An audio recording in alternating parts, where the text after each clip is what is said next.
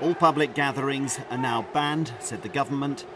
Plenty of young Thais were prepared to come out and challenge that here in Bangkok's downtown. Free our friends, they shouted, reacting to the news that the most high-profile leaders of the protest movement, which has shaken up this country with its radical demands for reform of the monarchy, were arrested and taken out of the city in what looks like a concerted effort to shut the movement down.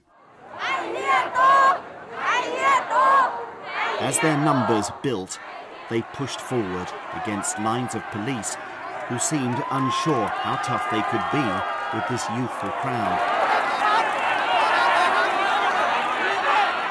With one surge, they occupied the entire intersection.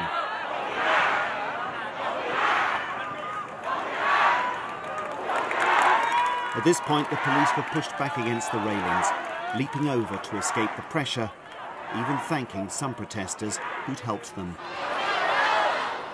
This first day of the protest ban was not going well for the authorities.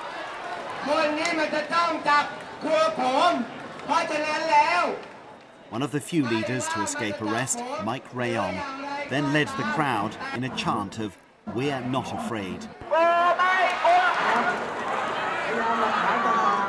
Like a lot of people here, he believes what happens next largely depends on the king. Do you think the king is listening to you?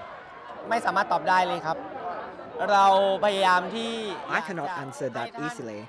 We would like His Majesty to adjust himself. We don't want to overthrow his institution, but in the future, we want the monarchy to live in harmony with the people.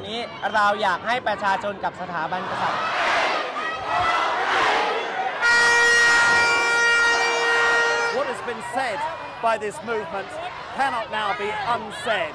The comments they've made about the monarchy, the demands that the king, as well as other parts of the government, must be accountable to the people, must be accountable to elected authorities. Those demands are out there, and surprising numbers of Thais are now saying they agree with them. How is the government going to get this sentiment back into the bottle when they're suffering from a COVID-19 driven economic crisis and indeed a crisis of legitimacy? By the day's end, the earlier stern commands of the government had crumpled into a messy scrum, a stalemate. Past experience teaches us that the authorities will get the upper hand for now. But time, youth and passion are on the side of those seeking to transform this country. Jonathan Head, BBC News, Bangkok.